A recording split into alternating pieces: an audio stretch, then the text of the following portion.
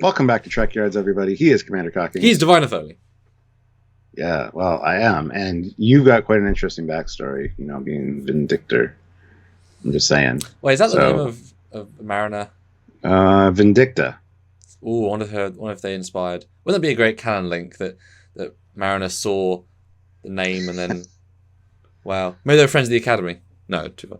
Anyway, yes, Stuart. This was the big one. This was exposition of the episode. I was known as prologue. It was. We saw the... we saw Jank and Pog's backstory. Jank and Pog, featuring Jank and Pog.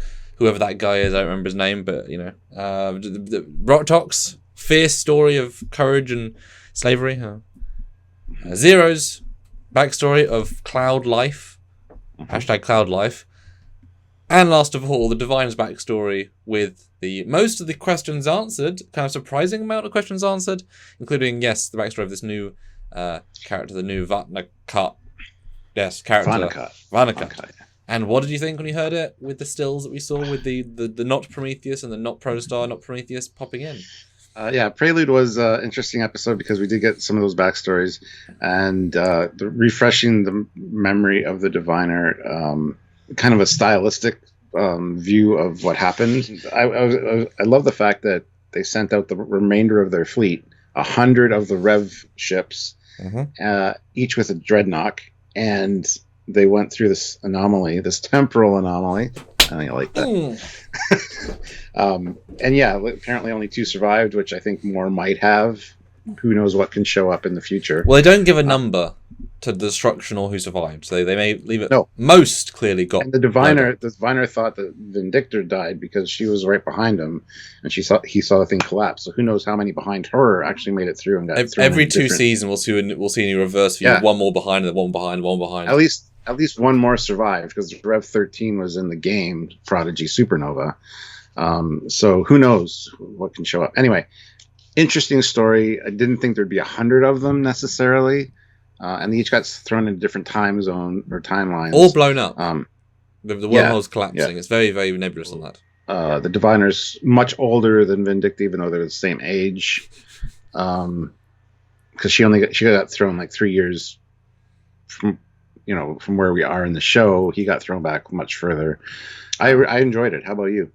Yeah, it was visually well done, apart from the obvious CG mistake, but visually looked nice.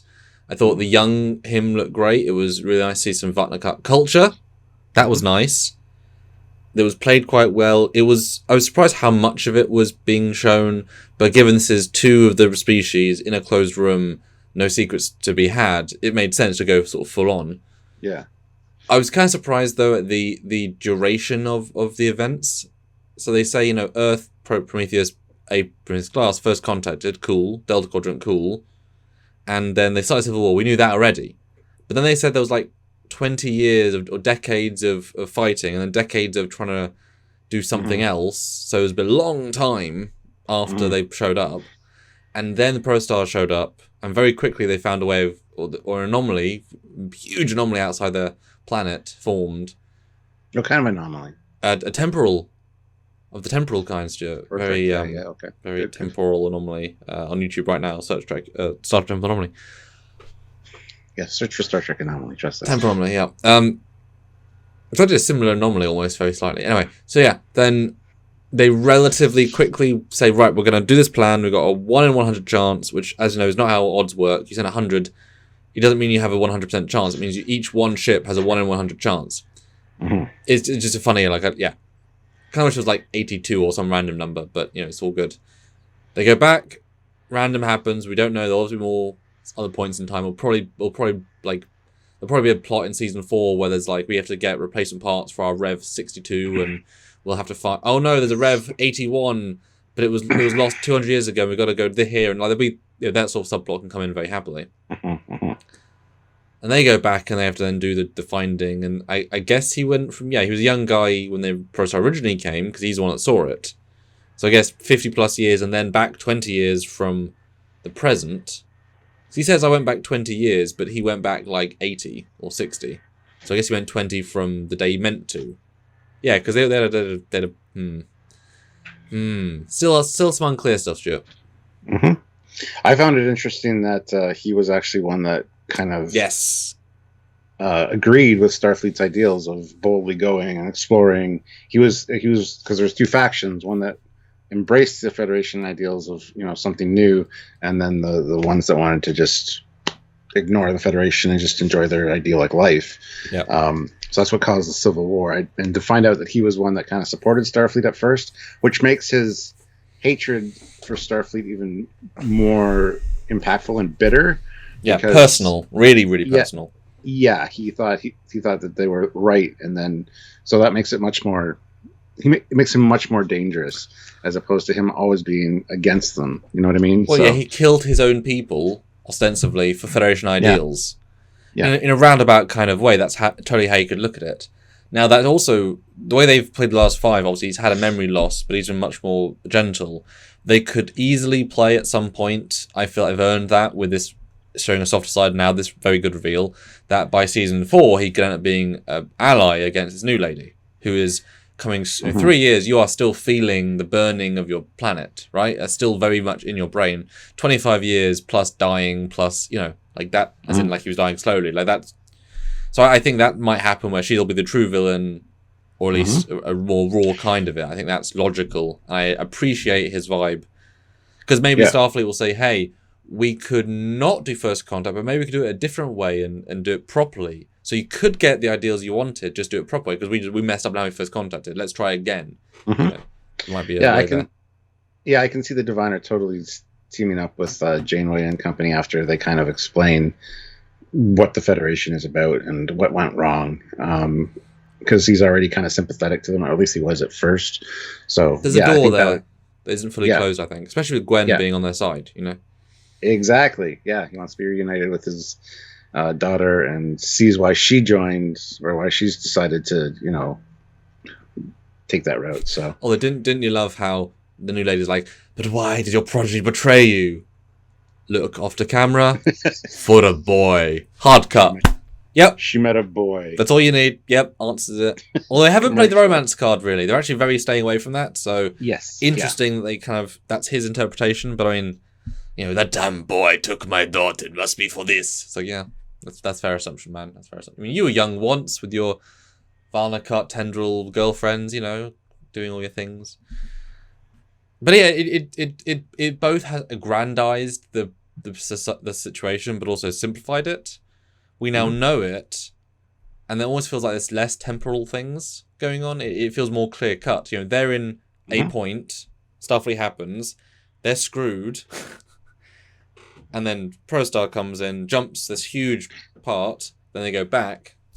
And the Federation wouldn't intervene after they had made first contact and things went wrong. Why? I think that's the sticky point as to why they don't like the Federation. You showed up, caused a problem, and then didn't come back to help mediate it. That's Picard, though, all the time.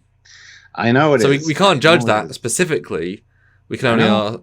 But it just puts into context that when the Protostar hit the temporal anomaly and went through and arrived again, basically trying to find out what happened, it was a mistake. And they even say, the Diviner even says, they said it was an accident. We saw it as fate. Like, now the Federation is back. We're going to use this ship to help destroy them before first contact can be made. So it's actually answered a lot of questions. It left a few more. I don't think it raised any new ones, except why the ship was upside down. Well, it left the question of why and how did the Protostar get to the future? Is that grounded to the story? And how are they going to save Chakotay, who is in the future? Who's in, an alternate timeline. Just like with Endgame, as soon as the Diviner came back and changed anything to it, all of the things they're changing. Janeway never went to Delta Quadrant to find the Protostar. There's now an alternate timeline, like Endgame. That timeline is no longer get toable by normal methods. They've now got to shift to a parallel universe. Time travel isn't the method to now rescue him, but he is there. Yeah, and I'm also kind of confused on the Chakotay point, because Chakotay launches the ship with no crew. Yes. To get it away from the Vonnegut. Is he aware that there's a weapon on board, a weapon construct? I doubt he would. Because that would just seem silly. If you launch a ship without any crew, it's eventually going to be found by somebody and eventually going to get back to Starfleet, probably. But best not give people that hate the Federation who's captured me for 3 months a ship that can proto-warp to Earth today. Yeah. So that story's left to come. And if the Protostar somehow did a thing that caused the temporal anomaly. Because you can imagine the prodrive interacting with something special may have caused it. When they say it went into a nebula, that's always a kind of get-out-of-jail-free thing, nebula. So then if they can then go... I assume they're either going to try and save Chakotay in the future, well, alternate future, the alternate timeline, that's a hard thing to do. Well, I guess you could probably do a thing where, like, you now know the alternate universe, frequency because you've got Gwen, so you know what universe she comes from because now it's diverged. So you now have her, so you can maybe track that. Or do you go back in time and try and stop the Protostar from launching originally and save him from that? Or try to stop it from creating or entering the temporal anomaly. Or do you try and stop him, or do you go to the Valcott planet, which is a hub, go through the anomaly and then Solomon, and then grab him and turn back around again. So 2 Protostars. Or you prevent first contact to save Solomon. That would be the easiest route. And then you could have the Protostar make first contact when it accidentally goes through the temporal anomaly, or just and have a good first contact that doesn't end. That's true. That would still happen either way. That is true. Yeah, because clearly, staff by changing the Valcott at Solomon's first contact, you would not affect the Federation because they didn't get involved. You only affect the Federation of the past. So yeah, undo that, everyone's fine. You still have unless you're Picard, who believes in erasing time echoes, which is not how most time travel works in Star Trek. Even erasing that future is now an alternate future, they still exist in the present. So Gwen would still exist even if you stopped first contact because dimensional shifting, etc. Or universe shifting. And I guess even if they do that, even if it's as simple as that, you still have the issue of the other Revs. And the Diviner people. Because, like I say, season 5, you suddenly have a new guy come in, and he was there 1 minute ago. And he's real pissed. He just saw his fleet get burned up. He's like the granddaddy, literally. Yeah. And he's angry and he's vengeful, and his Rev is full of power, because maybe this not Trill lost her Rev, so she's having to use, And that's why I think preventing first contact is the answer, or the key. And it could be that, our Admiral Janeway is responsible for the collapse of the temporal anomaly, which destroyed most of the Rev 12s. Ooh. So that this could play out the way it was supposed to, and they can actually fix things. That's interesting. But they have to go back and do that, because after you do that, you stop first contact and included in that. Then all the people that died on the 100 Revs don't die because that never happened. So. Or instead of dealing with a fleet of Rev 12s, that she collapsed the thing, so there's only 2. Because they suddenly go from being like, I'll get them back through anomaly, and now it's closing. Is there a connection? It is all of a sudden, right? There's no caveat, there's no link. I like what you just said there. What if, again, like season 6, the big twist is that they've ended up being friends of the Diviner for like 2 seasons now, and he says, our people, the religious cults of yes or no in this division, are so radical that we have to let this 40-year war happen. We have to let the people send the Revs, because the people left, those are the innocent people that don't want to fight. So we have to, like you said, let the Revs happen, destroy the wormhole, killing the entire fleet as much as we can. Then we send a new Starfleet ship and basically give them aid supplies and let them rebuild. And that's the Diviner saying that, because he knows that's the only way. We can't, there's too many things have happened. And then Chakotay's just there like, oh, hi Janeway? My Janeway as well from my oh shit. So that could be an interesting like triple layered reveal. Prodigy guys, Aaron, you listening? Anybody? This is why we always have faith in Prodigy, because this plot is this stuff is totally in their remit. Like something like this is going to happen. Yeah, it's just what. That's the great thing about it. Versus Picard and Change the World, you're just like maybe. Oh, they missed it. Oh, they didn't do it. This like they'll do something. Don't worry, it'll be great. Just wait and see. Yeah. Well, the good thing about Prodigy is they have everything planned out for like 40 episodes, so they already know where they're going. It's not like last minute grabbing at threads trying to. It's all right. What do you guys think of the reveal of the Diviner and the Vindictor's backstory, the first contact, the arrival of these Protostar, how it all ties together, the temporal anomaly, the 100 Revs? We want to hear your comments down below. Let us know. And by all means, if you want to join us for any of these lives, make sure you subscribe to the channel, click the notification bell icon. And we do talk about this stuff live a lot and come up with these theories kind of on the spot as we're bouncing ideas off of each other. And we'd love to have you guys included in that, because it always it's the best fruit is when it's like, oh yeah, look at that, and you're tying everything together. So please join us for those if you're able to. And if you are able to, maybe consider super chatting your thoughts, your comments, your opinions, and those often then let us try to change our opinion because, hey, a good idea is a good idea, etc. And when you're there, do it via a super chat or super thanks in any video or on Patreon, some monthly service. Any amount helps. Or join the channel, you get some little fun bonuses for that. Or one-time donation at trekyards@hotmail.com is the PayPal. Or just say hey to us. We'll take questions, comments, and feedback by email as well. Exactly. So until next time, when maybe we've learned more and we can theorize more, I'm Captain Foley. Hey, Connor Combs. And we'll see you guys in the future or the past. We don't know. I hope we don't miss each other because there's a lot of things going on. Yeah. Yeah. Bye, guys.